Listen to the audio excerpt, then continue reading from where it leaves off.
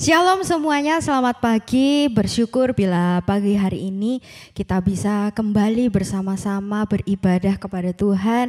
Dan hari ini adalah ibadah perdana untuk semester yang baru. Walaupun dalam era new normal, tapi kita bersama-sama bersyukur Tuhan masih memberikan kesempatan pada kita untuk bisa bersama-sama ibadah walaupun dalam bentuk online. Mari saya undang untuk semuanya, kita mau sama bersyukur, bersama-sama memuji Tuhan, kita mau terima sukacita surga.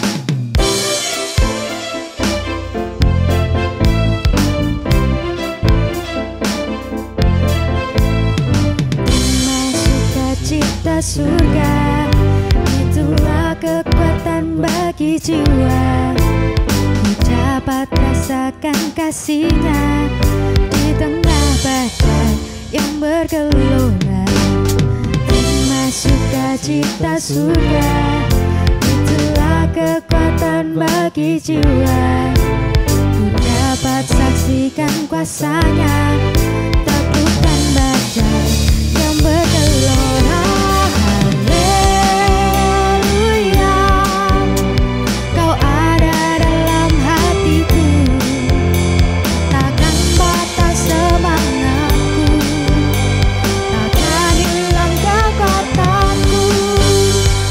Haleluya, ku mau bersorak bagimu, sukacita surganya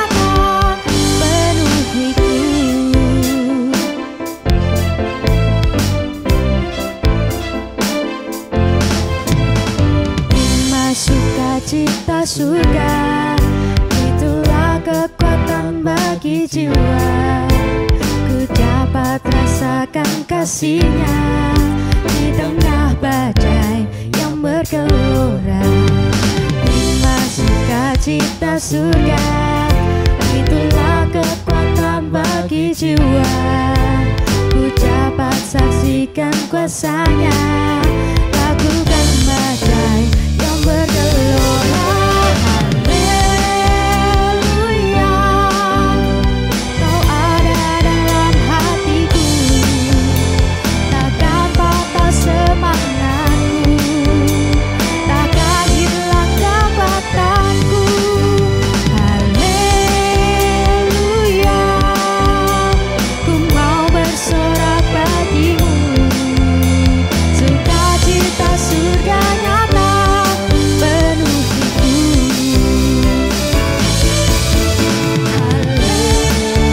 Haleluya, Kau ada dalam hatiku, takkan patah semangatku, takkan hilang kekuatanku. Haleluya, ku mau bersorak bagimu, sukacita surga nyata penuhiku. Sukacita surga nyata penuhiku. Sukacita surga nyata penuhiku.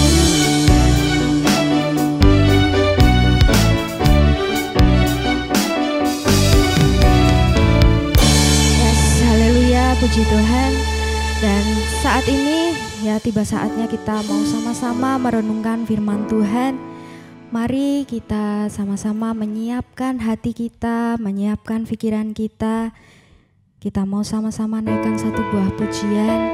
Kita sama-sama percaya bahwa Yesus adalah satu-satunya juru selamat bagi hidup kita, satu-satunya penolong yang setia dalam kehidupan kita.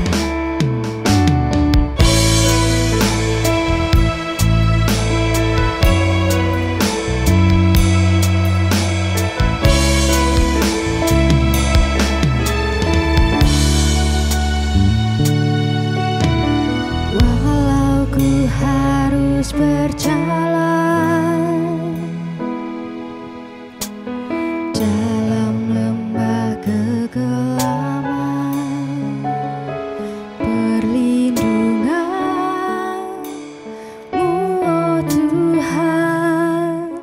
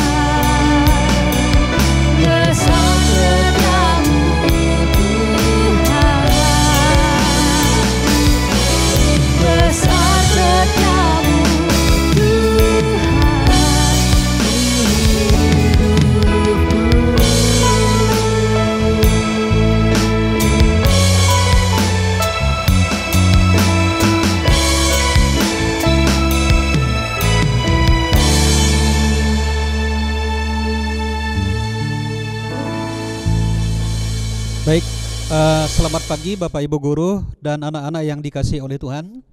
Kita bersyukur pada pagi hari ini kita boleh beribadah, walaupun mungkin barangkali lewat online. Kita berdoa supaya ibadah kita hari ini boleh berkenan di hadapan Tuhan dan boleh memberkati kita semua.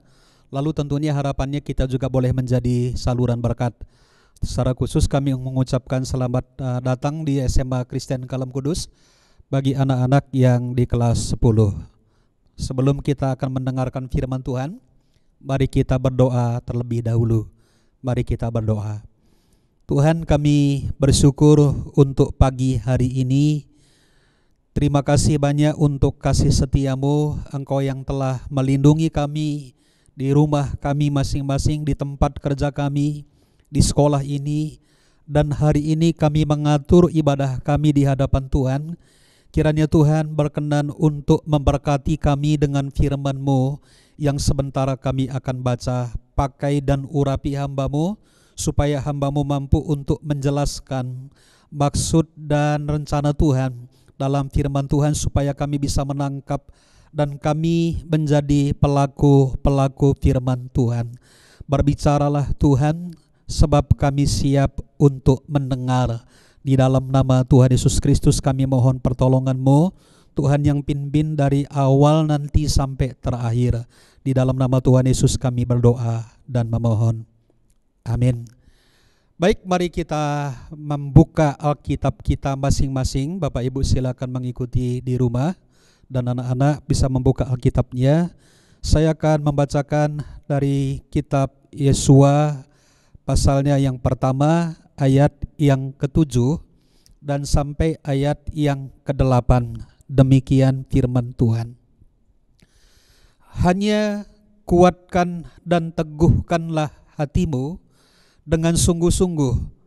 Bertindaklah hati-hati sesuai dengan seluruh hukum yang telah diperintahkan kepadamu oleh hambaku Musa. Janganlah menyimpang ke kanan atau ke kiri, supaya engkau beruntung kemanapun engkau pergi. Janganlah engkau lupa memperkatakan kitab Taurat ini, tetapi renungkanlah itu siang dan malam, supaya engkau bertindak hati-hati sesuai dengan segala yang tertulis di dalamnya. Sebab dengan demikian perjalananmu akan berhasil dan engkau akan beruntung. Berbahagialah kita yang mendengarkan firman Tuhan, yang menyimpan di dalam hatinya, serta melakukan di dalam kehidupan sehari-hari. Bapak Ibu, anak-anak yang dikasihi oleh Tuhan, dari bacaan firman Tuhan yang kita baca pagi hari ini, saya ingin menyampaikan sebuah judul atau tema khotbah, yaitu taat. Ya, taat, takut akan Tuhan. Tak sering juga disebut dengan taat. Ya, Bapak Ibu yang dikasihi oleh Tuhan, salah satu kalimat yang sering diperdengarkan pada hari-hari ini adalah masalah ketaatan. Sering diperdengarkan, sering disuarakan, dan kalau kita memperhatikan salah satunya adalah protokoler penanganan COVID-19. Ada perintah-perintah yang disampaikan, aturan-aturan yang diberlakukan, termasuk kita tidak belajar secara offline, tapi kita belajar dari rumah kita masing-masing. Kita bekerja dari rumah kita masing-masing.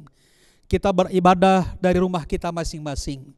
Ketika kita keluar, kita harus pakai masker, menjaga jarak, kemudian juga tidak bersentuhan satu dengan yang lain.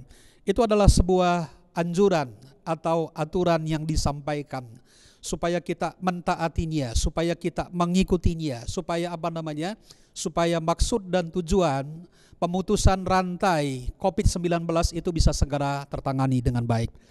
Dan sekali lagi saya ingin mengatakan bahwa salah satu yang sering diperdengarkan, sering disuarakan, sering digemakan adalah masalah ketaatan. Karena itu menurut saya ini adalah sesuatu yang penting untuk didengarkan dan dilakukan di dalam kehidupan kita sehari-hari. Kalau kita memperhatikan dalam renungan kita setiap harinya, dalam biston pagi, baik guru maupun siswa-siswa, itu belajar tentang sebuah ketaatan. Mungkin barangkali itu juga sangat membosankan jadinya, tetapi penting untuk diulang-ulang, disampaikan berulang-ulang supaya betul-betul apa yang disampaikan itu menjadi sebuah perilaku yang kita bisa lakukan dalam setiap hari dalam kehidupan kita. Dan ada beberapa jenis ketaatan yang mungkin barangkali kita perlu perhatikan bersama-sama. Yang pertama, teman-teman yang dikasihi oleh Tuhan, taat kepada peraturan yang berlaku. Tadi saya sudah sampaikan salah satunya adalah peraturan untuk penanganan COVID-19, ada protokoler yang harus diikuti. Kalau kita berjalan di luar sana, ada aturan-aturan lalu lintas yang mengatur. Kalau kita sebagai sebuah bangsa, sebuah negara, maka di negara ini ada aturan-aturan dan perundang-undangan yang harus diikuti. Kalau kita ada di sekolah, maka tentunya ada aturan-aturan yang dibuat oleh sekolah supaya itu juga dilakukan di mana kita berada. Jadi sebenarnya dimanapun kita berada, itu ada sebuah aturan. Aturan yang dibuat supaya kita berjalan dengan baik, dengan tujuan yang baik, dan kalau kita melakukannya dengan yang baik, maka sebenarnya tujuan yang kita ingin capai itu bisa tercapai. Jadi sekali lagi, aturan itu dibuat bukan untuk melukai kita, bukan untuk menyakiti kita, bukan untuk hanya membatasi kita, tetapi pasti ada tujuan yang baik di dalamnya. Oleh karena itu, mari kita belajar taat kepada peraturan yang berlaku di mana kita ada, di mana kita ditempatkan, di lingkungan mana kita sedang beraktivitas. Nah, kita semuanya ada aturan yang harus diikuti. Nah, itu yang pertama, taat kepada peraturan yang berlaku. Nah, yang kedua adalah kita harus taat kepada pemimpin kita. Nah, di bangsa ini ada pemimpin tertinggi, yaitu presiden. Ada juga pemimpin-pemimpin yang lain, ada panglima, ada pemimpin kita di daerah, gubernur, ada wali kota, ada camat, ada lurah, dan yang lainnya. Di sekolah ada kepala sekolah, ada wali kelas, dan sekali lagi mungkin barangkali kalau kita dalam sebuah tim ada namanya kapten tim. Kapten tim itulah menjadi pemimpin. Pelatih itulah yang disebut dengan pemimpin. Nah, kalau kita ini mengerti di mana kita ada, bahwa di situ kita ada ada pemimpinnya, maka kita harus mentaati pemimpin kita supaya hidup kita ini boleh diatur dan teratur untuk mencapai tujuan yang jauh lebih baik, yang hendak kita capai. Nah, kemudian kita juga harus taat, dan saya berpikir ini memang yang paling harus diperhatikan adalah taat kepada firman Tuhan. Taat kepada firman Tuhan. Firman Tuhan itu adalah pelita bagi kakiku, kata Mazmur pasal 119 ayat 105. Firman Tuhan itu adalah tuntunan bagi dalam kehidupan kita. Firman Tuhan itu adalah terang bagi jalan hidup kita. Firman Tuhan itu haruslah menjadi kesukaan bagi kita. Kesukaan artinya apa namanya? Bukan cuma suka untuk mendengar, tetapi suka untuk melakukan, walaupun kadang-kadang itu berat. Contoh, kita mengenal yang namanya Abraham. Abraham itu adalah seorang yang beriman dan yang taat sekali kepada Allah. Sebenarnya latar belakang hidupnya itu adalah latar belakang yang sangat diberkati oleh Tuhan. Karena Alkitab mencatat bahwa dia ini sudah diberkati di tempatnya di mana dia tinggal. Tetapi satu kali Tuhan panggil Abraham, dan kemudian Tuhan berkata, Abraham, pergilah ke tempat yang akan kutunjukkan kepadamu. Dan Abraham pada waktu itu karena Tuhan yang berbicara, Tuhan yang berfirman, dia tidak berpikir panjang, menghitung-hitung betapa banyaknya harta yang sedang dia miliki, yang harus dipindahkan kemudian ke tempat yang dituju, yang belum pernah tahu tempatnya di mana. Tapi lihat di sini, ketaatan Abraham itu teruji. Waktu Tuhan berkata, berangkat, maka Abraham berangkat dari tempatnya kepada tempat yang ditunjukkan oleh Tuhan kepadanya. Nah kemudian kita melihat bahwa bagaimana Tuhan berjanji bahwa Dia akan memberkati dia dengan berlimpah-limpah keturunan. Seperti pasir di tepi laut, di pantai. Dan seperti bintang-bintang di udara, di langit katanya firman Tuhan. Dan kita melihat bahwa betapa lamanya dia menanti janji Tuhan. Akhirnya dia mendapatkan anak yang diharap-harapkan, yang dijanjikan oleh Tuhan. Tapi setelah mulai dewasa, setelah besar, imannya diuji lagi dalam sebuah ketaatan. Satu kali Tuhan berkata kepada Abraham, Abraham, ambillah anakmu yang tunggal itu, bawalah dia ke atas gunung, supaya di sana engkau mengorbankan dia dan menjadikan dia sebagai persembahan kepada Tuhan. Dan ini sesuatu tentunya tidak mudah.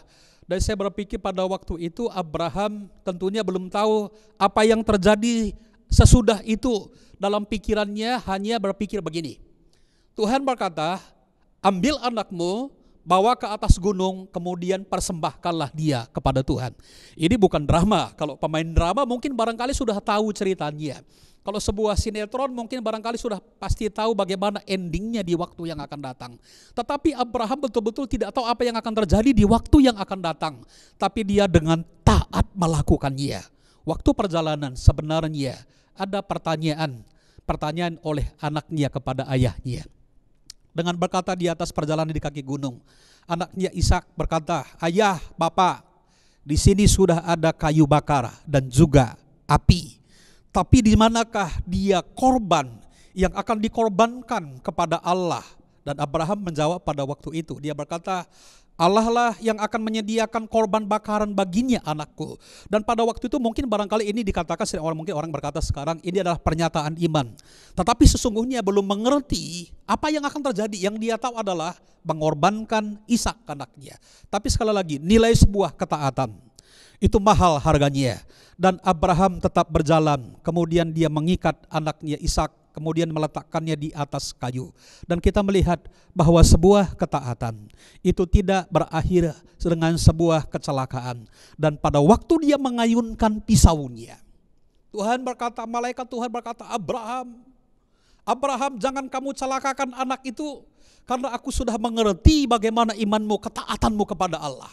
Lalu dia menoleh ke suara yang dia dengar, dan di sana ada domba yang sedang tersangkut, dan Tuhan meminta Abraham untuk mengorbankan domba itu sebagai korban ganti anaknya. Teman-teman, Bapak Ibu yang dikasihi oleh Tuhan, sampai di sini kita akan memahami bahwa ketaatan itu mutlak untuk dilakukan, dan kita mengerti juga harus pahami bahwa rancangan Tuhan adalah rancangan kebaikan, bukan rancangan kecelakaan. Kita sudah melihat bagaimana Abraham dalam sebuah ketaatan yang mutlak kepada Allah, dia menunjukkan sebuah kualitas hidup yang tidak berubah oleh situasi dan kondisi apapun, tetapi kepada Allah saja dia taat kepada Tuhan.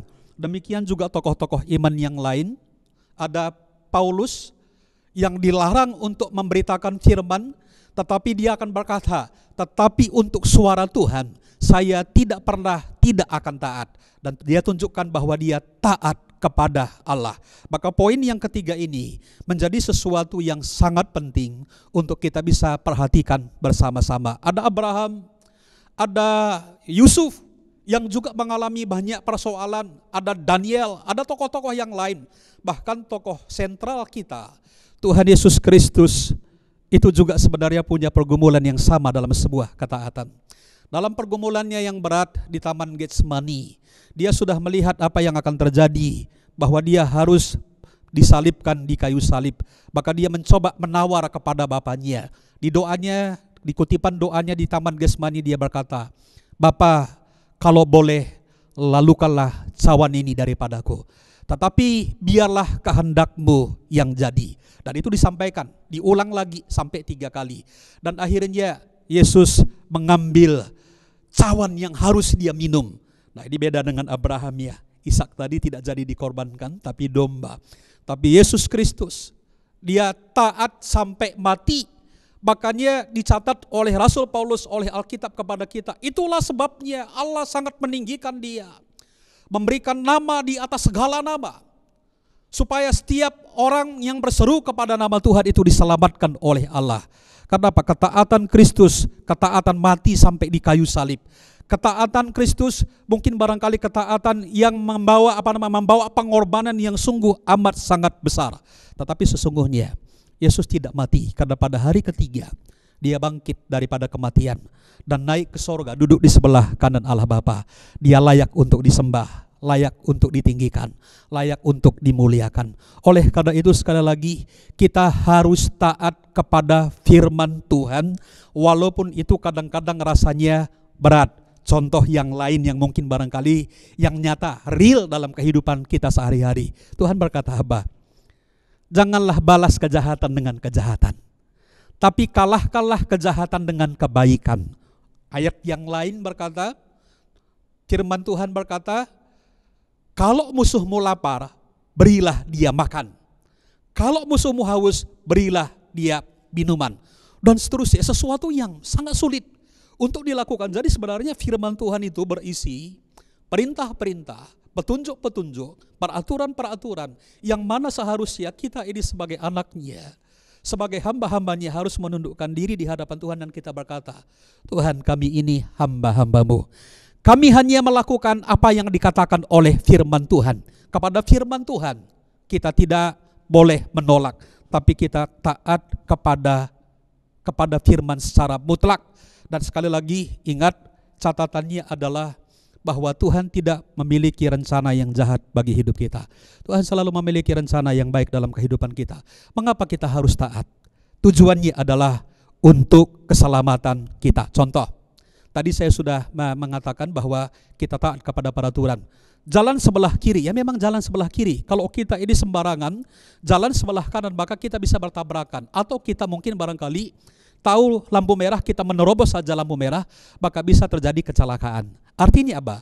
Ketaatan itu adalah untuk keselamatan kita, termasuk ketaatan kepada firman Tuhan. Selamat di sini, di dunia ini, dan juga kita akan memperoleh keselamatan yang kekal di sorga. Itu yang pertama. Yang kedua adalah ketaatan itu adalah untuk kebaikan kita sendiri. Kebaikan kita, bukan orang lain. Walaupun mungkin rasanya kita ini dikorbankan. Tapi sekali lagi, bukan dikorbankan atau berkorban, tetapi kita justru menerima kebaikan. Tadi di dalam teks yang kita baca, Yesua pasal 1 ayat 7, Tuhan berkata, kuatkan dan teguhkan hatimu, supaya engkau merenungkan Taurat itu siang dan malam, supaya engkau bertindak hati-hati, dan dengan demikian apa? Perjalananmu akan beruntung, dan baiklah keadaanmu. Dan itu yang disampaikan di awal kepemimpinan Yesua, perpindahan kepemimpinan dari Musa kepada Yesua. Dan kita lihat bahwa Yesua itu adalah salah satu pemimpin yang sukses, yang berhasil sampai akhir hidupnya. Kita melihat bagaimana Yesua itu memberikan ketenangan, ketentraman, kebaikan bagi umat Tuhan. Tadi sekali lagi, ketaatan itu adalah untuk kebaikan kita dan untuk damai sejahtera kita. Kalau anak-anak, ini hari-hari ini guru juga mengajar supaya kita mengerjakan ini, melakukan ini, dan memproses ini dan seterusnya. Itu bukan untuk menyiksa engkau, tetapi untuk melatihmu menjadi orang yang terampil, memperlengkapimu menjadi orang yang punya kemampuan dalam berbagai-bagai bidang untuk menyelesaikan persoalan dunia ini, bumi ini. Supaya apa? Manusia itu mengalami damai dan sejahtera. Diproses, dilatih, dibentuk, dan dipersiapkan menjadi pribadi-pribadi yang jauh lebih baik. Jadi sekali lagi, untuk kebaikan kita. Kenapa kita harus taat? Karena itu adalah untuk keberhasilan kita. Saya sekali lagi kutip bagian terakhir dari Yesua pasal 1 ayat 8 itu, supaya perjalananmu berhasil. Saya meyakini bahwa tidak ada di antara kita yang ingin gagal. Kita semuanya ingin berhasil. Apapun yang kita kerjakan, apapun yang kita lakukan, kita akan ingin berhasil. Dan Tuhan berkata dalam Mazmur pasal 1 ayat 1 sampai 6, Dia berkata, berbahagialah orang yang merenungkan Taurat itu siang dan malam, yang melakukannya, yang menjauhi kejahatan. Dengan demikian apa? Perjalananmu akan berhasil. Apapun yang diperbuatnya akan berhasil dan mendatangkan kebaikan. Oleh karena itu sekali lagi teman-teman yang dikasihi oleh Tuhan, puji Tuhan, pagi ini dalam renungan yang singkat kita diajarkan tentang sebuah ketaatan. Kita akan memulai tahun ajaran ini Di mana ada aturan-aturan, ada arahan-arahan, ada pemimpin-pemimpin, ada firman Allah. Mari kita dengar dan kita lakukan dalam kehidupan kita sehari-hari. Taat mendatangkan kebaikan. Mari kita tundukkan kepala dan kita bersyukur untuk firman Tuhan. Mari kita berdoa. Tuhan, kami bersyukur untuk pagi hari ini kami boleh membaca bagian daripada firman-Mu yang mengajarkan tentang sebuah ketaatan. Kami berdoa supaya kami diberikan hati yang rendah hati. Kami berdoa supaya diberikan hati yang mau menurut terhadap firman Tuhan. Kami bersyukur untuk pemimpin-pemimpin. Kami bersyukur untuk peraturan-peraturan yang berlaku. Kami bersyukur untuk orang tua kami. Kami bersyukur untuk setiap orang kapten tim dimanapun kami ada. Kami berdoa supaya kami diberikan hati yang mau taat dan tunduk, supaya kami boleh bekerja sama, karena itu untuk kebaikan kami. Terima kasih buat petunjuk dan arahan Tuhan.